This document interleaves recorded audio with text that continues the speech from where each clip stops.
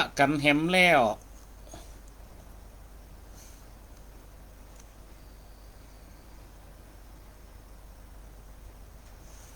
ปะกันแหมแล้วมีดแก้วสหายตึงยิงตึงใจคนฟังกูผูมาฟังกำจ๋าพันละนาเกาอูของตุเจ้าตนนี่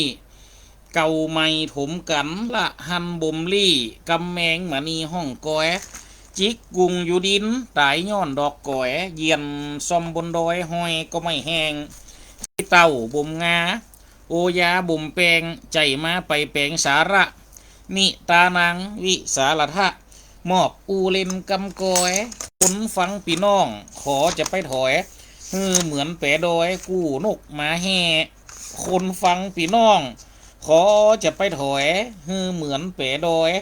กู้นกมาแห่เจริญสุขเจริญสีเจริญมีเจริญไว้เจริญจิตเจริญใจเจริญไปด้วยนาบุญศรัทธาสาธุชนคนชาวพุทธ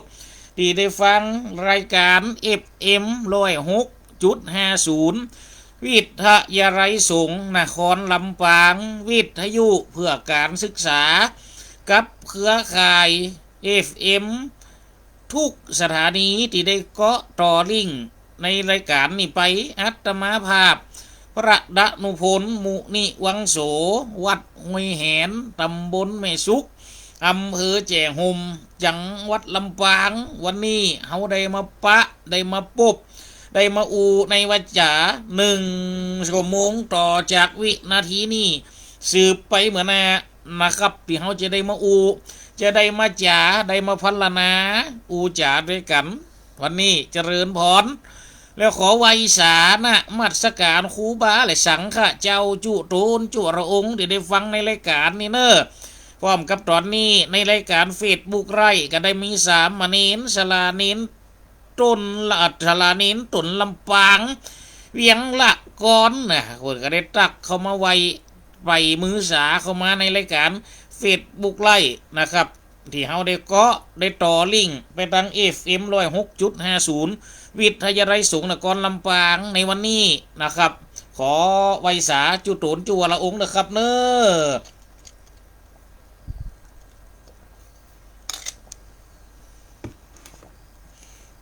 ซึ่งตอนนี้ก็เป็นฤดูนะครับปลายฝนต้นหนาวเตรียมจะเข้าสู่เดือนนี้บัดเดี๋ยวนี้เดือนเกียงคอนเข้ามานี่ละไก่จะดับเข้ามานี่แต่น้อยละเมื่อเข้าเดือนนี้กำนันปุ๊บก็ยังว่านะเนอตั้งวันเฮาเพ่ก็ฟังทำมหาจาดเนาะมาไก่เข้ามาละช่วงนี้ก็เป็นช่วงฤดูกาลกฐินแต่ละวัดแต่ละวาก็เริ่มเข้ามาละวันนี้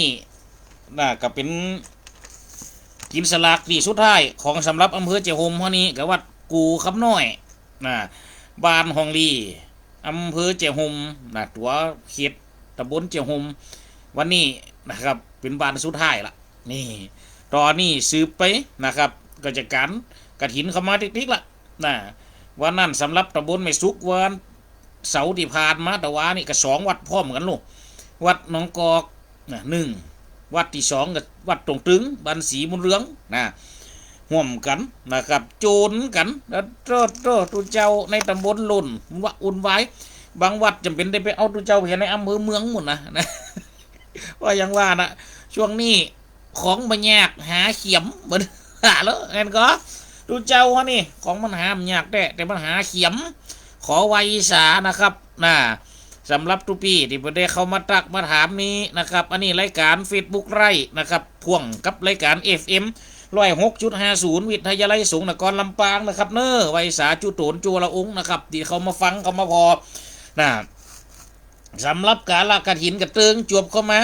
มันเหมือนปีไหนจะมีฮิเตียเดียววัดในก็มีแค่ข้างเดียวนะกฐินนี่สตาบรรดาพ่อแม่พี่น้องสำหรับในวันที่2เมื่อเจ้าเขาก็เตรียมไปปุ๊บกันเนอไฟอยู่ติมอำเภอกกาอำเภอหางชัดก็ไปปุ๊บกันได้ที่วัดแม่ปุ่มอัตมาภาพกับพระศาสนีกาหลงก็จะได้ไปเทศทำวัด2 ธรรมาสเทศกู้กัน ที่วัดแม่ปุ่มเริ่มตั้งแต่9 โมงถึง10 โมงเกิงเนอะเตะทำขึ้นทำมาดนั่งอาดฟาดขี้ปุ่มโอดโฟด ในเวลา9 โมงนี่สถาบรรดาพ่อแม่พี่น้อง9 โมงเขาจะได้เริ่มเตะตั้งนะโมตัสสะภะคะวะโตอะระหะโตสัมมาสัมพุทธัสสะนะโมตัสสะไอ้โลตั้งญาตินิเขปบทอาพันรนาเนาะห้ำอารัมพบทต่างๆนะได้ปะได้พบกันไปพบกันเนอะ9 โมงถึง10 โมงเกิงที่วัดแม่ปุ่มนะครับวันนี้เขาก็ได้มาปุ๊บมาปะกันนะครับในเมื่อค่ำยามแลงนี่ วันนี้เขาก็ได้อูจากันนะครับมาเจือก็จะไปลบลูมาอยู่ก็จะไปทำลายเปิ้นบะขายก็จะไปลู่ซื้อเปิ้นบะฮือก็จะไปลู่เอานี่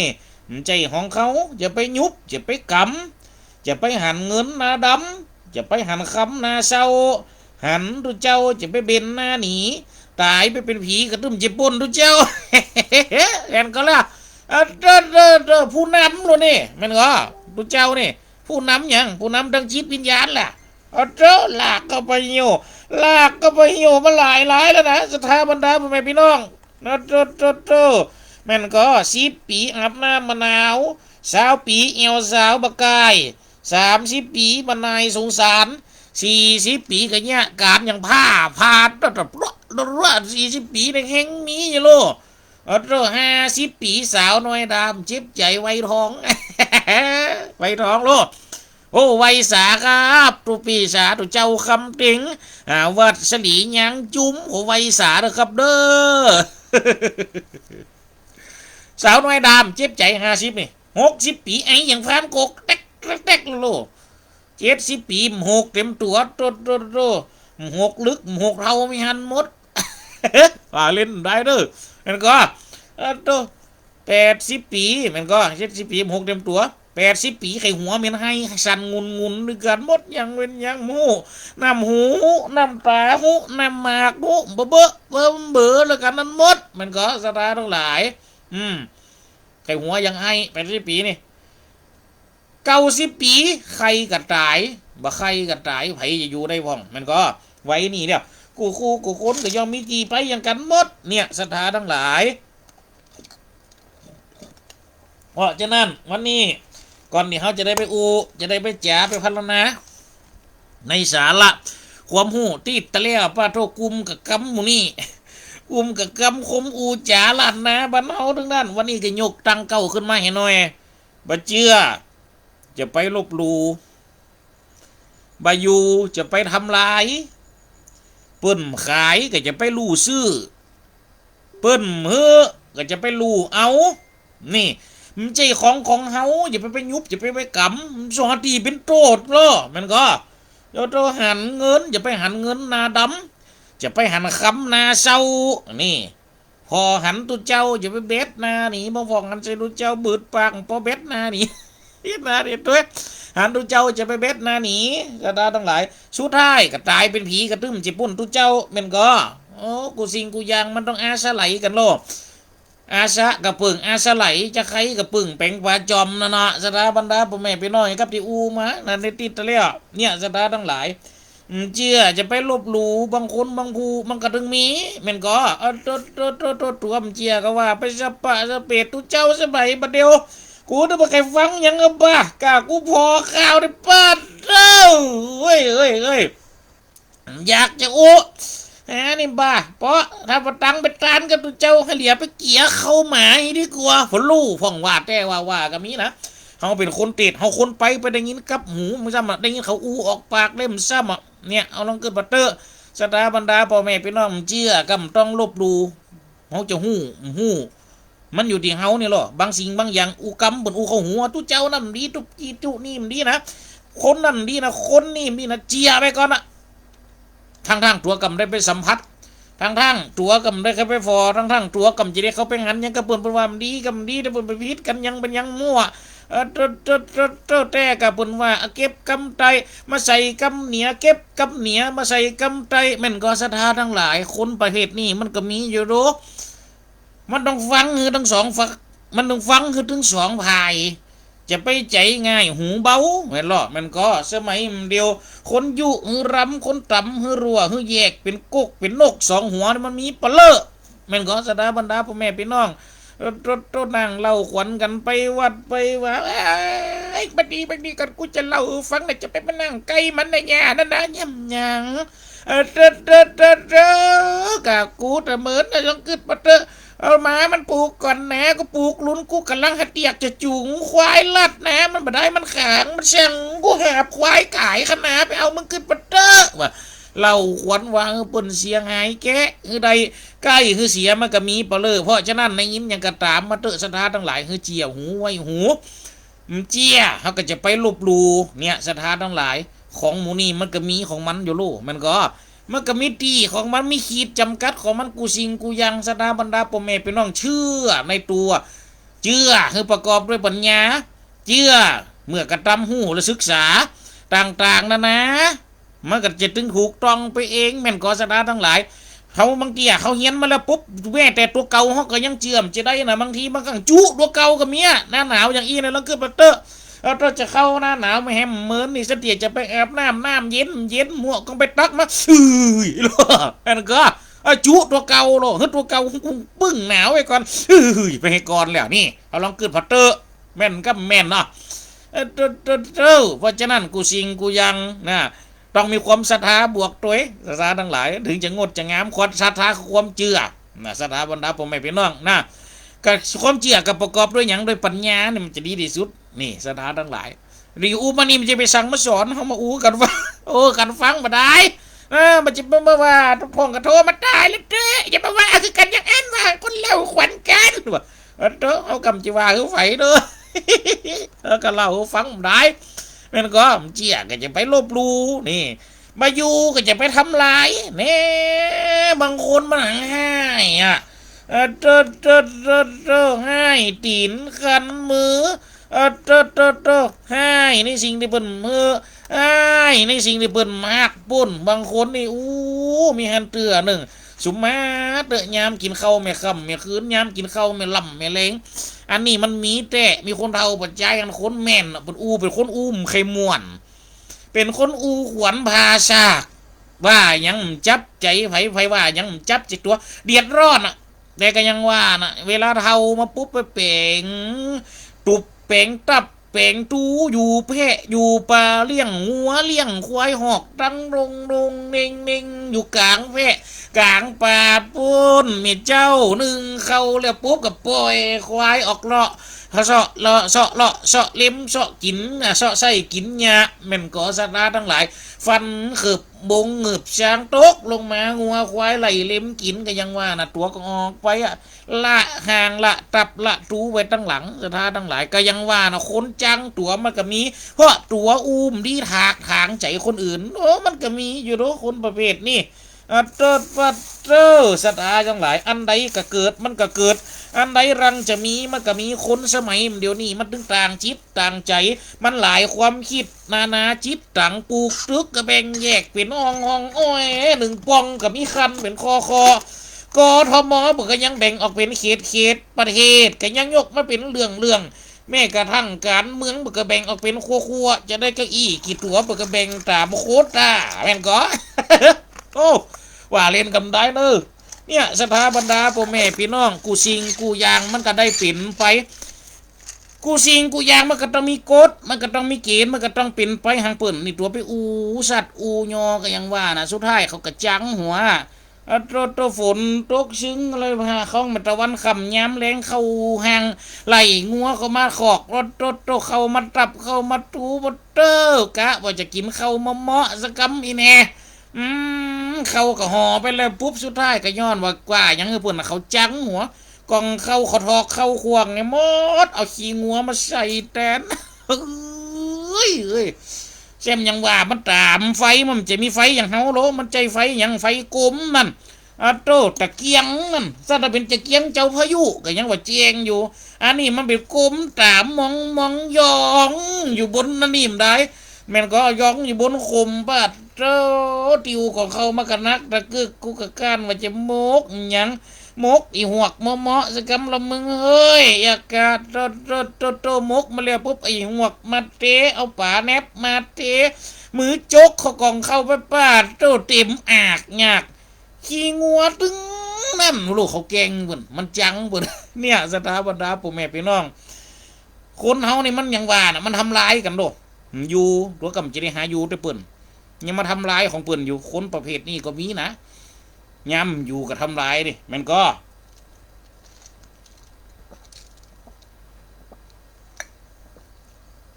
มันมีคนเขามีหลายประเภท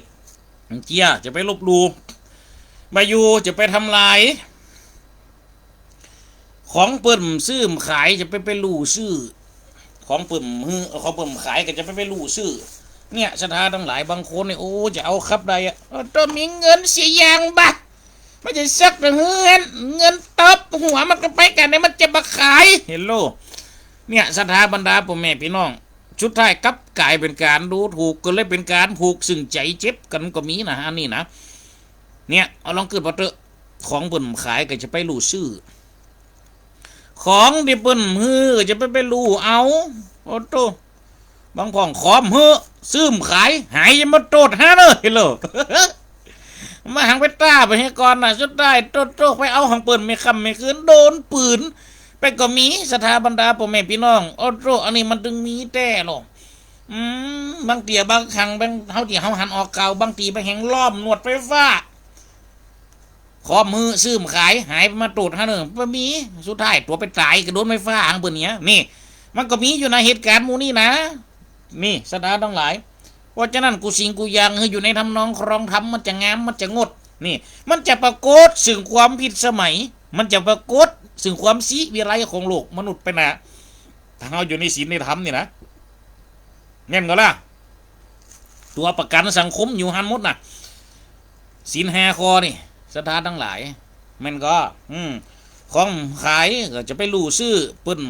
ก็จะไปลู่เอาเจ้าของเฮาจะไปยุบจะไปกำข้อหามยามให้ข้อใดข้อเสียมันก็ยามข้อตีนข้อมือมาจับโตยุบจับดีสันเตียโตของปืนเสียหายหมายกระโดดถึงเฮาน่ะสถาบรรดาพ่อแม่พี่น้องโอ้ตัวปีมันก็ว่าเลี้ยงเหล่าขวัญตัวเจ้ามันถึงมีกุฏินะตัวปีเคยการเหล่าขวัญตัวเจ้าเนี่ยโตเขากำใจว่าอันว่าตัวเจ้านี่ก็ยังว่านะเนาะโตกูสิงกูยังได้เฝ้าเฮาเปิ่นมดหลวงเฮาเป็นตัวเจ้านี่นะคนหลวงสังคมมาอยู่นี่นี่ปุ่มจะได้เรียกตังกำโลโตมาโดยเขาตอกดอกไม้บางฟองมาตั้งแต่บวชตั้งแต่น้อยบางฟองก็มาอยู่เผาครูบาอาจารย์ตายละก็สืบสอนต่อศาสนาบางเตี่ยบางครั้งก็จะพิษใจไฟมันพิษใจไฟมั่วถูกใจไฟมันถูกใจไฟมั่วนะครับการเป็นตัวเจ้านี่เนาะปีนเนาะน่ะกูสิงกูยังโอ้กองอยู่วัดฟองกว่าเท่านั้นทุกปีมาตึงไปไหนตุดิเปิงวัดไปเจริญแซ่บอย่างนั้นละโอ้ยคุมก็รับตดมันก็ตึงว่าฮันแล้วมันตึงเดียวว่ามันก็ตึงมีตีมว่าเบกมีเบกดีน้ำใจดีเบกมีเปลือลองคือพอตู้เจ้าเนี่ยมันจะว่าอันว่าอีตึงวันนี่เป็นตีจุละอ่อนนะเอาลองคือว่าเตอะตู้เจ้าเขานี่ไปเสียงมือจุละอ่อนนี่อย่างกับตู้เจ้าก็อูฟังแล้วนะเกิงแห้งกลางตอนแดดฮอดเงี้ยกับติ้วเขาบานติ้วเขาจองอย่าไปบอกปหลวงบานประกาศกินเขาตอนแล้วไปฟ้อนครับเอาหัววัดไปตานโตเสมาตานยุกบังนอกทั้งเฟ่เขาโตเดียนมีนะมีสาบุญเนาะเห็นก็ยามห้อนออกแรงลูกกินตาลวัดวาเนี่ยเต้ไปบอกผลประกาศฟ้องกับหลานให้อยู่ในบ้านลูกให้อยู่ในเฮียนมึงมีอย่างจุเอาตุเจ้าจุละมึงไปเดียดพร้อมอย่างไม่เห็นนั่นหัวมดมงกงระวังนะมึงไอ้ฝีบ้าอย่าเอาตุเจ้าไปเปียฝีบ้าว่าจุละอ่อนกับกัวหรือเหมือนหันเตี่ยมันก็ดักแซบกะกะเนี่ยสถาบันดาพวกแม่พี่น้องก็ต้องทำใจทำมันกูสิงกูยังนะมันก็โตขอซื้อขายใครได้ฝงกะลากหังปืนนี่สถาบันดาผมแม่พี่น้องอันนี้มันก็มีจะไปหันเงินนาดำจะไปหันคำนาเซาอันนี้หมายถึงการเปลี่ยนสีบางเตี่ยบางทีก็เนี่ยให้เกิดซึ่งการลำเอียงโดยกัวลำเอียงโดยอย่างสถาทั้งหลาย ดำเอียงได้เพราะว่าหักดำเอียงได้เพราะว่าความเก่งใจความไปในต่างๆนานามันก็ยากเกิดได้โดยเฉพาะลำเอียงเนี่ยย้อนเงินย้อนคำบวกเข้าสินบัตรขาดสินบนเนี่ยสถาบันดาพ่อแม่พี่น้องมันก็ยากเกิดความทุกข์เกิดความมันอิ่มสมดุลของสังคมเกิดขึ้นเนี่ยวันนึงว่าเหรอหันเงินนาดำหันคำนาเศร้าแสดงว่าคนเขาเนี่ยเมื่อเจอของดีๆของที่มีก็ย่อมจะเปลี่ยนสีใดกันตลอดเวลามันมีอยู่หันมานั้นแล้วนะสถาบันดาพ่อแม่พี่น้องเพราะฉะนั้นถ้าเขาไก่คือสังคมมันโงูดใส่คือสังคมมันงามไก่คือไปตามแบบเบาคือเขาอยู่ตามทำนองของทำนั่นเรามันถึงจะเสียหายสถาบันดาพ่อแม่พี่น้องทั้งหลายฟังอัตเตอร์แม่นกันแล้วเนี่ยสถาทั้งหลายจะไปหันเงินนาดำจะไปหันคำนาเศร้าหันตุเจ้าก็จะไปเบ็ดนาหนีพองเบ็ดนาหนีพอบืดปากกันไปตุนี่เอ้ยสอน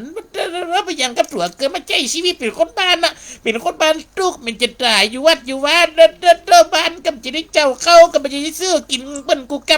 ำนะตุนี่นะว่ะเนี่ยสถาบันดาพ่อแม่พี่น้องบางทีบางแองกระตึงมีหรอมันก็เอาตัวหันตัวเจ้าจะไปเบ็ดนาหนีตายเป็นผีมันกระตึงเจ็บคนหมูนี่แล้ว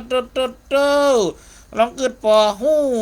ตายวันแรกกับเปิงไผเปิงวัดเปิงว่าโลกกรรมสวยก็วัดก็ว่าไปมาอย่างปออก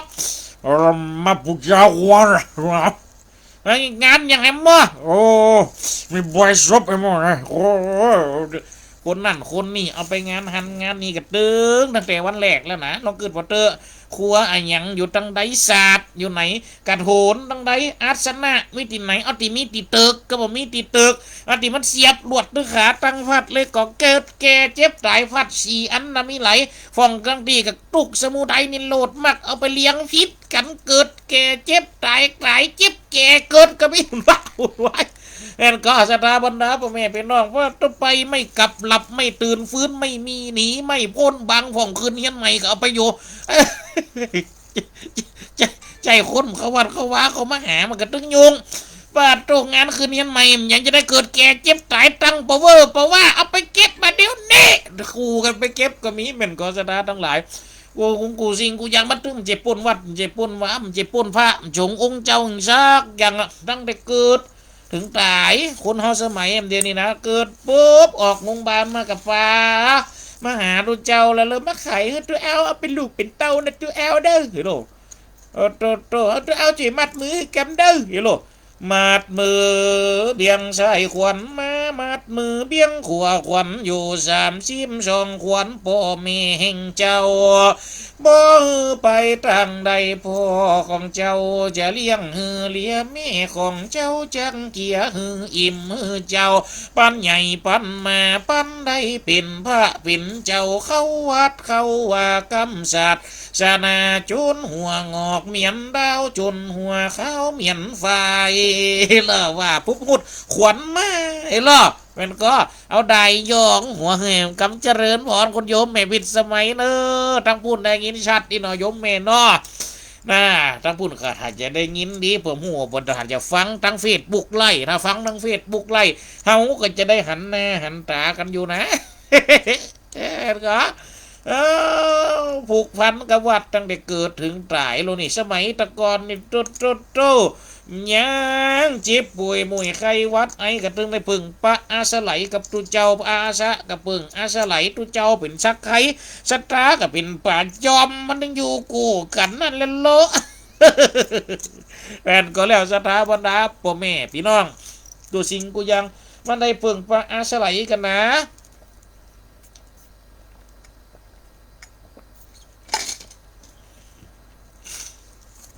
ก็นี่ก็ยังว่านะอากาศเย็นหน่อยนะทางวันนอกเขาอากาศหลั่นลงมากระทันหันเนี่ยคือกัดดังกินคอแห้งกินน้ำมันหน่อยขอชุมหมอกขอชุมมาขออภัยด้วยนะชะตาทั้งหลายถ้ามันปุ๊บมันขาดยังไปกับชุมหมอกขอชุมมาขออภัยกันด้วยนะเพราะฉะนั้นสถาบันดาพ่อแม่พี่น้องโดยเฉพาะการผูกพันกับวัดกับวาคนเมียงเขานี่นะตั้งแต่เกิดมาละมันก็โอ้เอาไปดูเจ้าสบายหน่อยก็เอาไปมัดตีนมัดมือ ไปหาหมอยาหายอาการเป็นยังไงกันจุ้ยกันพอโอ้ไปหาตัวเจ้ามัดตีนมัดมือคายให้ตัวเจ้าตัวเจ้ามัดเอาเป็นลูกเป็นเต่าก็มีนี่สถาบันดาพ่อแม่พี่น้องมิงอีตัวนะเราลองคืนพอเตอร์นี่เจ้าแต่นั่นขึ้นเฮียนใหม่ยามปุกหอยอเฮียนเนี่ยโตยุคสมัยเก่ากับตัวเจ้านั่นโลลากไม่จากปลูกแพะตั้งเหนือลากไม่มาจากแพะตั้งใต้ลากไม่มาจากแพะวันตกลากไม่มาจากแพะวันออกกับมากองขลืบเอาไว้โอ้โตก่อนมันจะขุดขุมเอาเป็นเขาจะลดจดเจือบนกองไม้นี่มนครูบาสั่งกับเจ้าขึ้นเนอสูตรถอนเนอจะพกหอพกเฮียนมันผูกเนอถอนตอนนี้ถอนตึกเนอนี่ตุเจ้าบางโตนกันเขาฉันงอนพี่กันขึ้นนั่งบนกองไม่ปุ่นโอ้โตนั่งขึ้นบนนั่งขึ้นอย่างขึ้นนั่งบนเสาบนนะโมราชาภาแก้วโตอาลาโตสัมมาสัมพุทธัสสะโสนาทุเมวันเตสังโฆงาติสังกัสสะปัตตกาลังปะโตปุ่นนึกว่าหางปืนโลกกำถอนน่ะเนี่ยกำถอนตีดินเนี่ยนั่งถอนตึกเงี้ยเนี่ยแล้วก็ปะทวีเกงาติสังกัสสะปัตตกาลังสังโฆตังปทวีเกเหนะวิปวาสังสามุหะไนยะเอสายาเตเสียงดูเจ้าเราโตกาการขึ้นบนเสาบนต้นรอไปนอนไว้กับตึงดีดป้อมหมอกเลยยังจะมาสั่งสูตรเต็มกำแต่ตัวเจ้าก็ตึงเปิงเป็นดีเปิงมัดนาทั้งหลายขาดยามุมฮีโอกาเสเตตาเเป่ามนน้ำพัวโตจุบน้ำส้มปล่อยสวัสดจุบน้ำส้มปล่อยพระผายถากเสาถากก็ยังเจ้าแหกเก้ามดโลเอาผูกเจ้าคูดเสาแหกขึ้นเต้าตั้งสีอาจารย์ตนไหนเสียงดีๆป้ากันไปนี่ป้ากันไปเจิญเอาสวยไปห้าไปบอกไปกล่าวไปข่าวคือบนมาฟอลโล่แม่นก็กระเปิงวาดเปิงหวาทั้งนั้นโนแม่นก็แต่งงานสมัยเดียวเริ่มแล้วนะเอาดูเจ้าไปในสมัยตะก้อนเจริญเนี่ยเดี๋ยวนี้ป่าตัวนิมนต์นะคะหลวงพ่อพรุ่งนี้จะจัดงานอีกแต่งงานนะคะหาเลิกหายามมาได้ปีกว่าแล้วกันหลวงพ่อมาได้วันนี้นะคะหลวงพ่อคนนิมนต์หลวงพ่อด่วนเลยนะคะขอโทษกับมึงหาไปเป็นปีมจะกันยานี่ขอโทษกันหลวงพ่อพอดีจะเลือกวัดอยู่ค่ะวัดไหนที่พระเสียงดีๆเจ้าก็จะเอาวัดนั้นแหละค่ะบ้าเต้าเสียงกูแหบอย่างนี้เอ้ยเอากูไปอยู่กันไม่เป็นไรกันหลวงพ่อหนูจะเอาหลวงพ่อนี่แหละค่ะบ้าตัวก็จำเป็นไปคือมันแน่สตาทั้งหลายมันก็โตไปถึงปุ๊บหลวงพ่อเอาบาทมาไม่ค่ะกับมึงยังบอกเอาบาทมาตัวอินเน่ยากาแม่นขอสถาบรรดาพ่อแม่พี่น้องตอนพระองค์จะทำบุญใส่บาตรจะทำบุญร่วมชาติตักบาตรร่วมขันนะกันหลวงพ่อนะประกาศแล้วเน้อทันสนีกาหลงวันพุ่งวันที่2เขาจะไปเตะ2ธรรมาสดีวัดไม่ปุ่มหลวงนะแม่นก็แม่นก็ใครอยู่ในเหวนั่นพากันไปฟังเนอะสถาบรรดาพ่อแม่พี่น้องนะทันสนีการหลงกันรากเข้ามาทางเฟซบุ๊กไล่นี้บอกแล้วกาว่านี่เป็นเตดเนอะบอกแล้วหมดแล้วบ่เดี๋ยวนี้มันต้องกลัวแม่นก็สถาทั้งหลายเปิงวัดเปิงวามุดนะมันก็เอาตัวหันตัวเจ้าจะไปเบ็ดนะหนีตายไปผีกระตึมเฉียบปุ่นตัวเจ้าเนี่ยบุกกันกับตัวเจ้านั่งกุดวัตเตอร์โอ้งานแต่งงานก็จะเป็นมาเอาเฮาไปอยู่โตลำลาเป็นหนหูจักกันเปลี่ยนฝูงกันผูกพันนั้นมาได้ได้จ่าปรึกษาหาหรือกันโตแง้มบวชเป็นเว้นกับบวชด้วยกันอยู่ด้วยกันมัดว่ามันจะเป็น3-4 ปีสุดท้ายซีกหนีไปเหียจอยบัตเตอร์ปาเตอร์จะแต่งงานโทรมาบอกตุปีอยู่ไหนครับอยู่วัดบ่เฮ้ยวันที่นั่นเดือนนั่นเดือนนี้ตุปีว่างก็ครับมีที่ไหนนิมนต์เที่ยงเก่าอย่างจ้าจะขอนิมนต์มางานแต่งงานผมครับไปอย่างใดสวดสืบจะตาด้วยครับลวดเจิมหน้าผากนะตุปีใดโมดบ่เฮ้ยถึงวันนั้นมึงก็รถมาหาบเนอะข้าจะลงกระดานไว้ขอบคุณครับตุปีครับกูจะลงกระดานไว้เนอะอย่ากะ ถึงวันแต่มาปาดโทรถเก๋งสีขาวผูกโบสีชมพูปาดโตรถเพิ่นห้องว่าหยังสินสมรสลูกโอ้โตสินสอดแต่งงานงดงามตกแต่งรถสีขาวผูกโบสีชมพูทูเจ้ากูก็ได้ขี่เบยมือมาฮับกูก็แม่นแล้วครับทุกปีครับมาด้วยไผมาด้วยแฟนผมเลยครับมาครับแฟนผมครับไปแต่งหน้าแล้วก็ลวดมาครับทุกปีเลยครับโอ้บ่าเฮ้ยมากูก็จะนั่งแต่คนจะฮือนั่งไหนทุกปีนั่งเบาะหน้าแล้วครับโอ้ไปนั่งเบาะหน้าได้จะได้กูจะนั่งเบาะหลังอย่างกะ สูจะแต่งงานกันไหมโยมไปนั่งเบาะนาไปเปิ้งอย่างสูต้องไปนั่งกู้กันพุ่นเป็นอย่างกูจะเสียสละมานั่งเบาะหลังเองเนี่ยกะดึงเปิ้งมาโลเอากันนั่งเบาะหลังกันผัวมันก็นั่งเพิกคนครับเมียมันก็นั่งเพิกคนซ้อนเอาเขานั่งมาตัวห้าล้มจิมีหยังมันก็นั่งตัวอันเนาะเจ้าขี่รถออกมาได้ตึกเกิงตึกกลางเมียบนยือเอามือไปกำมือผัวบนดีกำเกียร์รถว่าเจ้าผัวมันหยักมือเมียมันเอามือไปกำมือมากำเมียมือมันมาหอมเด้อกำมือเมียมาหอม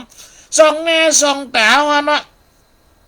เอาเป็นตู้เจ้านั่งเบาะหลังเอากระหันติ่มตากับปัดโตบานี่ก็ได้เนี่ยยังกระตึ้มเก่งใจกูกำแล้วกูอยู่นี่คนเดียวกูจะไปกำมือไฟเบยยังไงอย่าส่องหน้าส่องตากูยังกะเนี่ยสถานทั้งหลายเอาไปงานแต่งงานมันปูนโตจะยานโตโพ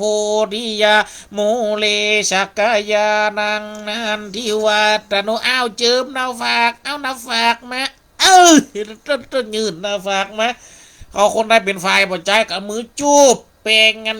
เต็กนาฝากกัน3 จุดมันก็พูดทั้งสารนังหักษาธรรมังสารนังหักษาสั่งขังสารนังหักษาใครว่าอันนี้ก็ว่าไปอีดีพิสูก็ว่าหลังสมาจะโตก็ได้หมดอ่ะแม่นก็อยู่ด้วยกันเป็นกูเป็นกุ้งแม่นมันดีหลีจิ้มเด้อเลี้ยวไปพูดแล้วมันก็มาดตีนมาดมือเฮยอยู่กูกันก็แล้วไปแล้วโลแม่นก็เนี่ยมันก็เป็นการปึ่งปะอาศัยของวัดของวะมันก็สถาบรรดาพ่อแม่พี่น้องโตยามแต่งงานกันไหมเนี่ยปึ่งเพชรเจ้าพระนายคนเราคนแก่กูได้ได้บรรยูกันเหมือนนั้นจิลังการเตียงเต้าตั้งแต่หนุ่มจนเท่าเต้าปัดผากจากกันปะปุ่นอยู่ด้วยกันมาเหมือนมานั้นได้เป็นบุคคลที่ห้องขึ้นมัดมือก่อนลูกเขาอย่างนั้นนี่นะเขาไปงานอย่างเอี้ยนี่เอาเลยได้หันเนี่ยสถาทั้งหลายโตงานแต่งงานกันคืนเฮียนใหม่กับปึ่งตุเจ้าหมดติดทำไปนอนเฮียนใหม่โตบางดีบางตีบางแห่งก็ไปนี้กับเจมกันเอาตุเจ้าไปนอนเฮียนใหม่เอาก็ไปนอนเรียวกับโป้หมอกก็ยังว่าวันผูกจะเป็นวันงานนี่แล้ววันนี้ก็ยังว่าเนาะโตฟ่องกับบุบงัวฟ่องกับบุบควายปาดเท่าเอกาจำเป็นนั่นตัวสาบขี้แห่ขึ้นมาบนยันตึงจักเตี่ยกำลังหักกระล้อบนไก่แจงบนโลบางทีบางแห่งตัวเจ้าสูตรบอกสูตรทำวัดเจ้าสูตรเจ้านี่สูตรยันใหม่เจ้านี่ป้าโตเอวามเมสูตังเอกังสามายังเมตตาใหญ่นั่นมันก็โอ้โตฟองกระถอดจีนกินลูกมันสว่โตหอมสวดเบยอยากจะไม่ขึ้นมาใส่บาตรกูจิ้มเนออยากจะโตนั่นเนาะเอาลองขึ้นบัตเตอร์สตาร์ทั้งหลายท่านตานีกะหลงกะเสียวมามัดมือมาได้ก็ได้ตีนนี่พวกกับมัดก็ส่วนมากละอ่อนเกิดมันจะมัดตีนด้วยนี่มันก็โตส่วนมากละอ่อนเกิดมันมัดถึงตีนถึงมือเนี่ยโอ้เขากับมาเขาก็ยังว่าเนาะคืนเฮียนใหม่กับเปิงทุกเจ้าน่ะสตาร์ทั้งหลายบางงานนี่ปัตโตขี้เหล้าเดียดตั้งเต็มคืนเต้าเจงก็มีตัวเจ้านอนบนเฮียนเป็นได้รับตั้งรูมขี้เหล้าเดียดตัวบึดก็เป็นจังซอบึดก็เป็นจังจ้วยเต้าไฟกระรูปมาอยู่เป็นเปลี่ยนกูสักคนนะอย่าได้หูมาตุกปันใดกันแต่การสถานทั้งหลายตัวมันดึงมีเนาะเราตัวฟังกันล่องเฟียงวังเมาไหมตัวจอนกันปองแป้งอยู่ปืนยันตัวเจ้าอยู่บนกันรับดีกันมาได้รับดีนะมึงเดี๋ยวกูฟอหัดจ้องก่อนมันมีที่ไหนหัวกูจะปูดน้ำลายจังวะยันสูงแต่นะสันเตียนบึดกับเป็นจังช่วยบางไม่ว่าวันนี่ร้องเพลงหรอก ยามทุ่มสองทุ่มสามทุ่มนี่ร้องเพลงต่อยต่อยจนกันแบบนี้มีชื่อว่าวังเมาไม้ต่อยต่อยจนกันป่องเป่งป่องเป่งพระชรานแห่งลูกผู้ชายที่อยู่ในรถชุลาพัดโดเขาอยู่บนเฮียนมันกำลังสวดมันก็จับกันพอดีโยโชปะกวาอะลังสัมมาสัมพุทโธต้องลุมก็ร้องเพลงดังบุญก็สูดโนเฮียนใหม่เนี่ยสตาบรรดาพ่อแม่พี่น้องกระเปิงทุกเจ้าหมดนะเด็กแม่สักหน่อยเที่ยงปลายเที่ยงคืนเนี่ยปั๊บปัญหาชีวิตกันเลยเมียมึงอยู่บ้านสวกก็มาเห็นเนี่ยมึงจะนอนเย็นใหม่กูเปลี่ยนทุกเจ้าปั๊บปัญหาชีวิตกันเลยอึ้งอังแล้วเลยเลยเที่ยงคืนไปตีหนึ่งก็แล้วตีสองก็แล้วจากปั๊บปัญหาชีวิตเอาแล้วกันมันซอดิบแล้วเป็นจ้อยเป็นซอไก่แจงไงสักหน่อยให้เอาโอ้ยกูนี่เบยยังไงคืนเดียวพังหลายรายการบัตเต้าไก่จะเจงให้เปลี่ยนกูเป็นไหนไม่เอาเปลี่ยนกูเสียก่อนกระปอนตาพอกันนึกว่ามันอยู่คนเดียวเป็นว่ากันอยู่กันเป็นสามเป็นสี่นั่นดิลับก็มีติ่งเมาอยู่ก็มีเนี่ยสถาบรรดาพ่อแม่พี่น้องไปนอนเฮียนใหม่กับเพิ่งทุกเจ้านะเนี่ยเหตุการณ์นอนเฮียนใหม่คือเฮียนใหม่กับเพิ่งทุกเจ้านะเราคือบัตเตอร์ตายสบายนี่เกิดแกนี่นี่ก็เขาวัดเขาว่าปึ่งปะอาศัยฟังธรรมกับดูเจ้านะเจริญพรโยมแม่เพ็ญศรีเนอโอ้จะดอมได้ฟังวิทยุได้ฟังวิทยุหลายวันแล้วกันนะมาได้โทรหักกันอยู่นี่เนี่ยสถาบรรดาผมไปพี่น้องท่านเปิดไปเอียวด้วยนะไม่ย้ายนะท่านลงในเฟซบุ๊กเขาก็ได้เปลี่ยนเฟซบุ๊กกับโยมแม่เพ็ญศรีเหมือนกันหันเหมือนกับป้ากันโอ้ไปเอียวเพวัดพระเจ้าตนหลวงบนโลกเนี่ยสถาบรรดาผมแม่พี่น้องนี่อันนี้ก็ปึ่งทุกเจ้าเหมือนกันนะเขาวัดเขาว่าแกมาแล้วนี่สถานทั้งหลายเจ็บกับปึ่งทุกเจ้านะสถานทั้งหลายคนเมืองเขานี่โอ้บนทำแม่ฟูงจื่อทำหาวิบาก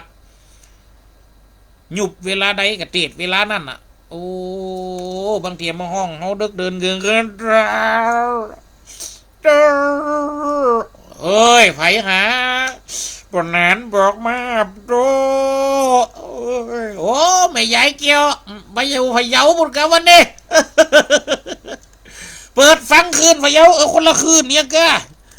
เปิดตู้หันบนเนียววัดพระเจ้าตนหลวงวันนี้หันมาไปเอาหิมกวนวันนี้เขาเกิดไปนี่กันไปได้บนแต่ขับไปนี่ใครไปเอวไปแว่ครับเปิ้นเนี่ยก็ไปเอวกันไปยังกว่าน่ะดังเพยดังไปหน้าที่ไฟกันหน้าที่มันทำหน้าที่ของตัวเก่าของไฟของมันนั่นน่ะแม่ก็ศรัทธาทั้งหลายนี่อันนี้ก็เหมือนกันนะดูศรัทธาทั้งหลายถึงไหนทีแล้วนั่นเขาก็จัดนิดว่าไปตั้งหลังว่าไปตั้งหน้าลืมตั้งหลังเนี่ยศรัทธาบรรดาพ่อแม่พี่น้องโอ้โตปฏิทำมามองเอาไปอู้เสมปฏิทำจะอันจิมวนนะสดาทั้งหลายมหาวิบากว่าอาจารย์รัตนธรรมกราสุริยะเตียวจอนอาจารย์มาเกี่ยวว่าด่านก็ยังมาเสียงอันนี้แต่ว่าเฮ้ยคนก็ใจว่าเว้ยกาคนสบายก็ประจำบทเนี่ยมันก็สดาทั้งหลายโอ้ยังเลยก็เข้าหาตัวเจ้าให้ก็เบิดเอาสมาร์ทก็ได้สามมือแม่ก็อีเบียกันนะก็แกกูเอากูจะได้กับทุกอย่างตัวก็จะเป็นทุกเอาตลอดจุยเนี่ยสถาบรรดาพ่อแม่พี่น้องตายนี่ตายเป็นผีกันนี่มันจะป่นตัวเจ้ามันก็สถาทั้งหลายป่นตั้งแต่วันแรกไปยังตัวเจ้าว่าน่ะว่าตัวเสียถึงวันเสียศพว่าโตตุเจ้าไปตั้งแต่เจ้ามาตานขันเข้าบวชพระแล้วปุ๊บได้เวลาจับยาม10 โมงออกวัดออกวาไปพออาจารย์เป็นตันตุเจ้าเตดทำนำศพไปป่าจ้ายามไปเอาศพไปป่าจ้าเจ้าบานศรัทธาที่มายืมขัวกับตัวเจ้าไปป่าจ้าหมดโล เหลียกับคนหนุ่มๆอยู่ตั้งบ้านร่อนโต๊ะร่อนเต้นเก็บขอกเก็บหัวเอาย้ำมาหมูนิ่มใช่ไหมไปย้ำมักส่งหมูนี่มาส่งโลโตปีกลูกไปหิวมาป้าโตตั้งแต่หัวตั้งแต่ตีนคันใดหัวหงต่ำหัวคันใดหงบุดหัวย้องตั้งแต่กระโถนอาชันนะโตหมูตัวแหลกแจกันเชิงเตรียมพระเจ้าจี้จิ้มเต็มหน้าหงแฟดป่ากูจะไหวที่ไหนเนี่ยเก่าหัวนะอันนี้มันลูกที่ไหนมานี่ฟ้าสากฟ้าแฉะอยู่นี่โอ้ยซักกับซักว่าโต้ยสาบเขาครัวฟิกติดตึง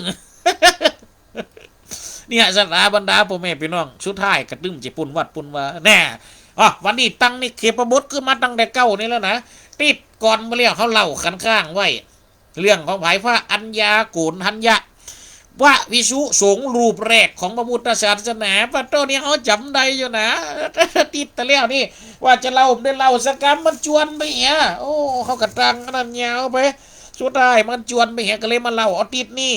เนี่ยสถาบรรดาพ่อแม่พี่น้องประวัติของพระอัญญาโกณทัญญะจะแต่แล้วเขาเล่ามาถึงเปิ่นไปลาพระพุทธเจ้า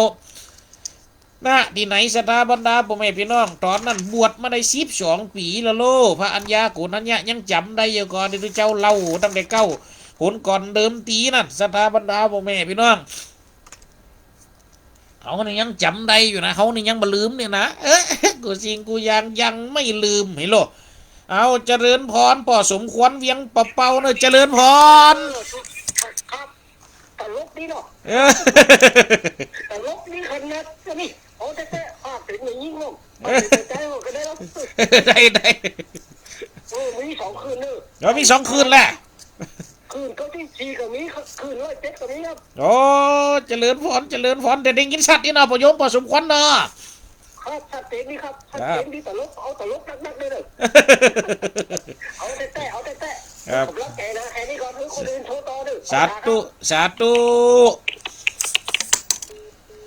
อันนี้ก็โยมป่อสมควรเวียงเป่าปกระโทเข้ามาอย่างก่อนศรัทธาทั้งหลายก็ไปนี่เขาก็จะได้เล่าเรียงพุทธประวัติแล้วนะเรียงอันนี้อนุพุทธประวัติของไผ่พระอัญญาโกณทัญญะดีเนี่ยรัตนไตรเกียวเจ้าสามประการล่ำเลิศได้เกิดถึงครบ3เอาต่อไปนี่โยมไม่น้อยบรรทัด6เด้อไปย้ายน้อยอาโรเจริญพรโยมไม่ย้ายน้อยองค์สาเจ้าเจริญพรชอบเรียเล่นเงียบมากเนี่ย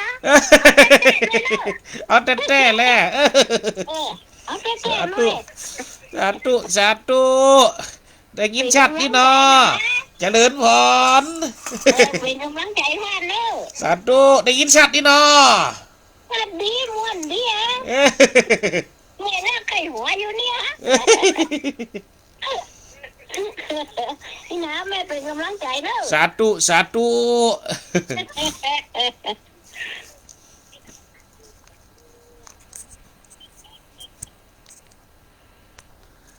อันนี้กับคุณโยมแม่ยายน้อยบรรทัด6ได้โทรมามาจ๋าคือกำลังอกกำลังใจกันผ่านไปแล้วนี่นะเนี่ยต่อไปก็จะเข้าเรื่องของพระอัญญาโกณทัญญะมันจะลืมเด้อถึงจะผ่านไปเป็นติดกระจ่างเด้อเอาถึงจำไว้อยู่เนี่ยแต่แล้วเล่าถึงตอนนี้พระอัญญาโกณทัญญะโตมาปรากฏต่อนาเวลุวันลูกคณะนำพระพุทธเจ้ากำลังเทศสอนว่าภิกษุสงฆ์องค์สามเณรอยู่โดดดูลาพระภิกษุสงฆ์ทั้งหลายทำอันเรากล่าวดีแล้วไอ้ลูกป้าตู้เจ้าบานสตาฟังกันสุดท้ายปุ๊บพระอัญญาโกณทัญญะพิจารณาเนี่ยโอ้เฮาอยู่มา12 ปีแล้วนี่เป็นตุเจ้านี่ลาจากพุทธเจ้ามาอยู่โอโตปาหิมปานมาอยู่กับจ้างเพโอโตมาอยู่จ้างตระกูลชัดทันเวนี่พอแล้วได้เวลาแล้วเท่าแกนักแกแล้วเนอะเดี๋ยวนี้ก็จะลาออกจากอันนี้จะขอออกจากป่ามันทาคีนี้อาบน้ำแต่งตัวเรียบร้อยกันเฉาะขึ้นมาทำกลางอากาศไปปรากฏสองหน้าสองตาปีประตูเขาวัดเวลุวันมลูพุทธเจ้ากำลังเทศอยู่ไปถึงงานปุ๊บเพื่อมือคนอื่นได้เป็นบาปเป็นกรรมเพราะตัวเป็นอรหันต์มือคนอื่นได้เกิดความกังขาว่าเอ้าตุเจ้าหัวหมอนห่อหลังกองคอยอนี่เป็นไผ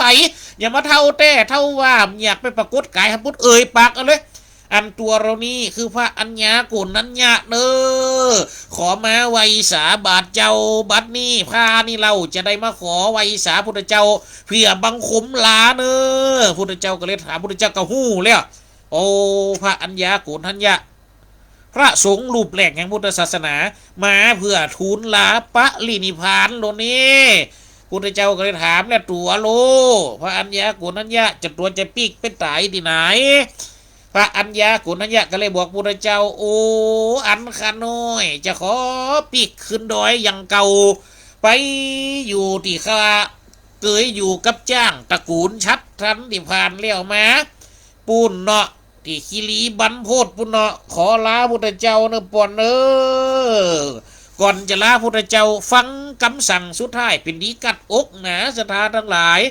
อันตัวข้าพเจ้าข้างนั่นเป็นการหันตถาคตข้างแรกข้างนี้ข้าน้อยหันตถาคตเป็นข้างสุดท้ายเนอเอโลตูเจ้าเทาลาแล้วว่าตุ้มเนี่ยคนที่ทั้งหลายที่เป็นพระสงฆ์ได้พ่องเป็นปุถุชนคนทำดาพ่องหันพระอัญญาโกณัญญะตูเจ้าเทาหลังกองโอ้มาลาพุทธเจ้าหัวมอนน้อห่อฟ่องป้อให้ตัวเองกับมิหนาตอนนั้นนะพระโตลุงจะไปแล้วกะข้าจะไปแล้วเนอพระโตพระอัญญาโกณัญญะกันลาหันสองนาสองตากาบพระพุทธเจ้าตามหิดห้อยการถวายบังคุมลาของพระอรหันตสาวกโลกเนี่ยกาบขั้งแรกนี่สถาบรรดาผมเห็นพี่น้องกาบขั้งที่สองกาบขั้งที่สามกับหายตัวเหาะปิกไปเหาะปิกไปที่เก่าสถานทั้งหลายก็คือที่ไหนมันทาคินีนี่ไปอยู่กับจ้างชัดทันไปถึงปุ๊บตะวันลงแหลงละโลไปถึงวันทาคินีแล้วปุ๊บอาบน้ำจำละกายาพับพาพับผ่อนโมดตุเจ้าเท่าโลเก็บขวาเก็บขวากันเถอะข้าจะไปแล้วเด้อกึดในใจตลอดเวลาแล้วในเวลาที่ตัวจะปรินิพพานแล้วเพราะเป็นอรหันต์โลพุทโธธัมโมสังโฆขอลาก่อนเตอว่าปาตัวเข้าสมาบัตินั่งสมาธิปิดตูอยู่ในโค้งเหมือนน้ำแล้วโอ้นั่งสมาธิล่วงเข้าไปย้ำที่แรกล่วงย้ำที่สองเลยเข้าไปถึงย้ำที่สามเป็นมือเจ้าไก่แจงสักตีสีปลายในไก่ปลาขันเศร้าละเอาละกำนันปลาโตไก่ปลาขันยังทันแล้วแม่อ้อยบันมอกระโทรมาพอดีเจริญพรนะโยมแม่อ้อยเจริญพรขอไว้สาเจ้าครับเจริญพรเนอได้ยินชัดดีก่อนทั้งปุนชัดเจนดีเจ้าชัดเจนดีเนาะซ้อหามือโทรไหนกับปะปะเบอร์โทรแหละเดี๋ยวปะได้ล่ะซ้อกันซ้อนี่ตาคนเท่ามันถึงตาลืมตาไหลเนาะมาใส่แว่นกับเจหันแม่นเนาะมันถึงจะเนี่ยเห็นลูกพังอยู่เนี่ยสาธุทางปุ่นนี่เพิ่นได้ยินชัดมาผลไก่เวียงไก่สถานีฮันเนาะเสียงชัดเจนแจ๋วแหววเลยสาธุ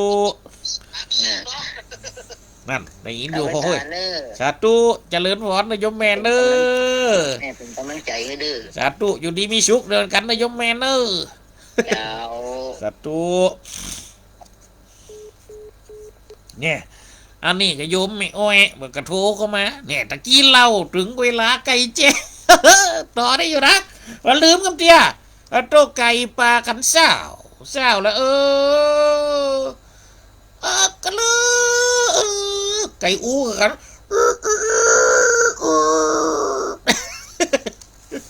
ไก่เจ๊กันนะปัดโตเศร้าแล้วนี่พระอัญญาโกณัญญะกระทอดจิตดับขันธะปะลินิพพานโลสถานทั้งหลายเวลานั้นก็ตอกก็ไม่ก็ตอกที่อยู่ไกลหันพร้อมออกดอกออกผลพร้อมกันหมดเพื่อหยังสถานทั้งหลายเพื่อให้เป็นสัญญาณโลถวายบังคมโลอำลาครั้งสุดท้ายโลเพราะลูกค้าเทวดาหู้แล้วมูที่เป็นเทวดาเป็นเทพชั้นสูงในหู้ ว่าเกิดเหตุการณ์อย่างอีขึ้นโต้แต่ที่เป็นสัตว์ที่ราชานทั้งหลายทั้งมวลหมู่หรอจ้างตระกูลชัดทันที่ได้ดูแลพระอัญญาโกณัญญามาตั้งแต่เกมมาจำภาษาอยู่กลางแพร่กลางป่านี่ได้มาจาได้เก็บผลหมากลากไม่ได้เก็บไม่ดอกไตเหนือเข้าไม่สีฟันยาสีฟันตักน้ำดังไฟก็ทำหน้าที่อยู่ลูกจ้างตัวที่เขาเว้นก็มาทำหน้าที่เอาไว้ที่ลานจงกรมผมเจ้าเพิ่นออกมานี่แต่กับแปลกใจก็ไม่วันนี้จะได้ออกดอกคิดปกติมันต้องแจ้งไงก่อนก็ไม่ก็ดอกออกดอกออกฝนนี่มันจะบานนี่แต่เดี๋ยวนี้ยังจะได้ตะวันตันขึ้นเดี๋ยวกับยังมาดอกเซาะดอกช่องหอมกินไปขึ้นที่นี่ได้ให้ว่ะจ้างกันล้อเดนเนอร์จนแจ้งขึ้นมาปาดตัวตะวันขึ้นโยงปาดตัวช่องมาก็จะได้หาเถระเจ้าออกจากที่นอนเต้าเดียวจ้างก็เล่มจ้างได้ก็ไปงวงนะยุ่มตูคลักฮัลโหลกระตึงตอบจะได้หัวเนอก็เลยเอางวงยุ่มตูเข้าไปกระหันเป็นนั่งสมาธิอยู่ก็เลยใจงวงน่ะเขาไปสัมผัสนี่สถานตรงไหนสัมผัสพอหายังพอหาลมหายใจปรากฏว่าจ้างกับหู้ว่าลมหายใจของมหาสมณะเจ้าขาดโอ้มีละกำนันสถานทั้งหลายเพียงหู้ว่าลมหายใจขาดปุ๊บจ้างก็เลยอมงวงนี่เพราะว่าจ้างอมงวงและกระทรงเสียงห้องห้ำให้ดูสถานทั้งหลายจ้างตระกูลชัดทันนี่คือจ้างที่มีแห่งที่พละกำลังนะตัวจ้างตัวนั้นให้ปุ๊บปรากฏว่าจ้างตัวอื่นที่ได้ฮับหู้ข่าวได้ยินเสียงห้องห้ำให้นี่ก็ห้องห้ำให้ตัวปาโตเสียงให้ของจ้างเนี่ยดึงว่าโลในอันที่เพิ่นได้เขียนไว้ในอนุพุทธประวัติของเก่าเนี่ยได้เล่าไว้ว่าเสียงเนี่ยกึกกองบรรลือลั่นไปทั่วหิมวันตะประเทศแต่แสดงว่าเขตโขงหิมปานนั้นและยินเสียงไห้ของจ้างหมดนี่สถานทั้งหลายอันนี้ตุเจ้าไปได้ยินสะดุดอยู่กำหนึ่งสมัยตะก่อนตุเจ้าไปเห็นเปิ่นเป๋งภาษาเนี่ยไปได้ยินเป็นอูตอนนั้นเขาไปได้หันในวิดีโอสารคดีหนึ่งที่เปิ่นได้เล่าถึงบอกไฟจ้างห้องดีงานศพอาจารย์คนหนึ่งเปิ่นบอกว่าเสียงจ้างห้องเนี่ยคือเสียงจ้างที่อยู่ป่าหินปานห้องการเผาศพที่อยู่นี่แสดงว่าคนตายเนี่ยเดินทางไปถึงป่าหินปานเลยยินเสียงจ้างห้องแต่คนเฒ่าคนหนึ่งเป็นปนานนี่เขาจำมาต้มเดียวนะก็คือปู่หลวงนั้นปันบุญช่วยอันเนี้ยเป็นครูบาอาจารย์เขาคนหนึ่งนะเปิ่นได้สอนไว้ตอนนั้นเปิ่นว่าใจโลเปิ่นว่าตอนที่เปิ่นเป็นเน้นเฮียนเนี่ยยังบอกให้จ้างห้องถึงเนี่ยเป็นเสียงบอกให้จ้างห้องเสียงเนี่ยเป็นเสียงจ้างอมงวงนี่สถานไหนสะดุดเลยนะเป็นเสียงของจ้างอมงวงบนห้องว่าจ้างให้นี่จ้างมันมีเสียงสองบนว่าเสียงจ้างเนี่ยห้องอยู่ด้วยกันไม่อยู่4เสียง1เสียงกึกบนว่านี่เสียงกึกก็คือปลุลุนี่ปนอูฟังเลยนะเสียงกึกนี่คือปลุลุนี่และเสียงที่2คือเสียงอีกนี่เสียงห้องจ้างห้องอีกมีเขาก็ไปได้ยินมีเจ็ดมีแต่สถานเสียงจ้างห้องอีกนี่มีอันนี้คือเสียง2เสียง3คือเสียงเพนี่สถานคือเสียงอาปากหยกงวงห้องนี่เสียงที่4คือเสียงอมงวงห้องอันนี้คือเสียงไห้จ้างกัดอกจ้างกัดใจกล้าจ้างส่งสัญญาณจะอมงวงแล้วก็ให้นี่บุตรว่าคือเสียงจ้างให้ดังนั้นเสียงบอกให้จ้างห้องตีใจเผาซุปตัวเจ้าสมัยเก่าเนี่ยจำลองมาจากเสียงจ้างให้เนี่ยบนบอกว่ามันมาตรงกับบนว่ามันสมัยตะกอนพระอัญญาโกณัญญาตัวเจ้าตนแหลกแห่งพุทธศาสนาตายเนี่ยจ้างให้อีโลบนว่าดูนี่เขาก็เลยมาสะดุดเดียวเนี่ยก็เลยมาหู้หีดหู้ห้อยเนี่ยสถานทั้งหลายมาสะดุดเดี๋ยวเนี่ยตั้งแต่เขามาสังเกตพอดีทีเนี่ยมาสังเกตมาฟังบ่อ่านดีว่ามันลึกมันแหลบเข้าไปพอในอนุพุทธประวัติบางอันนี่มันได้เล่าถึงขนาดนี้นะแต่อันนี้เป็นเล่าถึงเนี่ยจ้างเนี่ยได้อมงวงแล้วก็ให้ตัวเสียงจ้างให้นี่บรรลือไปทั่วหิมวันตะประเทศอีโลในคณะนั้นตู้เทวบุตรเทวดาพังหมดเลยนะคณะเทวดาบนสวรรค์จันฟ้าตียังหู้ข่าวเดียแต่ที่อยู่ใกล้ๆนั่นหู้ละตียังบนสวรรค์จันฟ้าหู้ข่าวเดียจ้าง8 ปันตัวกันนะให้หามเอาอันหลังของมหาสมณะเจ้าเนี่ยพระมหาเถระเจ้าเนี่ยที่ชื่อว่าอัญญาโกณัญญาใส่หลังจ้างให้แวดหิมวันตะบรรพตก็คือยังเขาซีเนลุลาดนะโลดที่เฮาหันก่อนเป็นแปลงสัตพันธ์น่ะโอ้ให้กึกกองไป โดเสียงดังไปข่อยพระยาอินแล้วก็นี่เพียให้แล้วพวกกะปิกมาไว้ที่กุฏิมันตายที่เก่าโตพญาอินก็เลยปรึกษาพระวิษณุกำดนมันดานภาษาสูงเก้าโยดนี่เป็นภาษายอดแห่งกำนะเขาไปฟังเตอะสถานทั้งหลายไปไล่อ่านบททีแม่แต่ในที่เขาไปศึกษาบททีนะครับในตำหาบางตำหาก็บอกว่าอย่างเงี้ยสูงเก้าโยดแต่ในตำหาของเมียงนี่ว่าสูงภาษาสูงเก้าโยดนี่มันเพี้ยนกันหน่อยระวังโยดกับยอดในธรรมมันนี่มีหันเรื่องหนึ่งเนาะมันก็ตีฟันอันนี้สูงเขาว่าสานี่สถานทั้งหลายที่เขาจังเตดวันอันนี้อาสาฬหบุญญานี่ภาษาสูงเก้าโยดอีหล่ะเพิ่นว่าเนาะแต่ถ้าในหนังสืออันนี้เพิ่นว่าทางภาษาสูงเก้าโยดคือจ้างหามเฮก่อนเป็นระดับแรกด้านนี้แล้วมีภาษาสูงเก้าโยดก่อนเอาศพมหาเถรเจ้าเขานอนจ้างเฮขึ้นเขาเวทละวันพดอีกอย่างโตเนี่ยขึ้นไปได้จนถึง3สูงได้เก้าโยดสูงได้3โยดก็มีเทวดามาหับเอาสถานต่อไปหับขึ้นไปเทวดาเฮหามต่อขึ้นไปแหมจนไปถึงจันผมหามต่อขึ้นไปแหมเนี่ยจนครบมัดหนึ่งจะเอาลงมาส่งคือเทวดาจันผมเอาลงมาส่งคือจันเทพเอาลงมาส่งคือจ้างเนี่ยจ้างปุ๊บก็เอาไปไหว้ที่เอาไปไหว้ที่หิมวันตะประเทศก็คือไหนหิมแม่น้ำมันทาคินีอย่างเก่านี่สถานทั้งหลายนี่ในค่ำของคืนนั่นก็มีพระอรหันต์นะทยอยกันมาเตดกูคืน500 ตนครบหมดวันสุดท้ายสถาบรรดาพ่อแม่พี่น้องพระอนุรุทธะเป็นคนเตดหรอกเทพบุตรเทวดาที่มาฟังธรรมตัดสรู้กันก็มีนะตอนนั้นนะได้ดวงตาหันธรรมกันขนาดนั้นก็นี่เตดคืนนั่นก็หอดคืนนั่นปุ๊บกับเทวดาเอาไม้จันมาคนละคนละ4 นิ้วพระสุคตนี่เอามากองฉุงในเก้าโยดคือเทวบุตรเทวดาจ้างกูตัวหมอบลงมดเทวบุตรเทวดาที่เหลือแหมเดือนยอดก็คือภาษาเนี่ยขึ้นตังบนจิตตะจักบนจิตตะการทานนี่เผาศพปืนหอมหันเนี่ยคืนนั่นน่ะติดเป็นตัวที่เผากับเผานี่สุดท้ายลูกมามีเจ้ากับพากันดับทานดับเปียวเอาพระบรมสารีริกธาตุเอาพระอธิธาตุมันจะสารีริกธาตุนะเอาสารีริกธาตุมันจะบรมเอาพระสารีริกธาตุได้ถ้าบรมสารีริกธาตุนี่คือธาตุของพระพุทธเจ้าอันนี้เอาสารีริกธาตุนี่เก็บเอามดเอาใส่ในพากองน้ำห่อไปคือพุทธเจ้าลูกมามีเจ้าก็ฮับเอาแล้วก็ก่อกูเข้าเจดีย์เนี่ยไว้ที่เวฬุวันนะวิหารเปิ้นว่าสืบหอดมาจนถึงปัจจุบันนี่กูกระดูกน่ะก็ยังอยู่ติดแผ่นดินหันเต้าเดียวเนี่ยสถาบรรดาพ่อแม่พี่น้องนี่อันนี้เฮาเรามานี่ประวัติของพระอัญญาโกณัญญะตุเจ้ารูปแรกแห่งศาสนาวันนี้ก็ถึงบทจบสุดช่วยปางสุดของมหาเถระเจ้าละโลเนี่ยเพราะฉะนั้นสถาบรรดาพ่อแม่พี่น้องคนเฮาสร้างคุณงามความดีจะไปรอเนี่ยสถาทั้งหลายเหมือนกับพระอัญญาโกณัญญะที่เจ้าได้อู้ไว้ก่อนๆนะตานเข้ายาคูตามตานน้ำเข้าก่อนโลเข้างอกเข้ากำลังออกงอกเอามาตำปุ๊บกับตานพุทธเจ้าตานได้ถึงเกาเถื่อกันน้องคนเนี่ยสุดท้ายคนก็ได้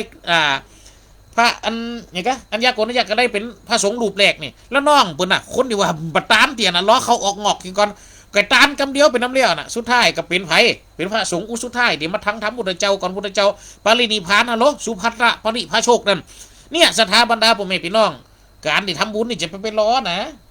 แม่นก็คือทำไปเลยเนี่ยสถานทั้งหลายกรรมเก่าปนว่าไว้เป็นกรรมคุ้มลั่นนะอันนี้ได้มาจากท่านพระอาจารย์หนานสุขใสปนว่าไว้ทำบุญบัดต้องรอเวลานี่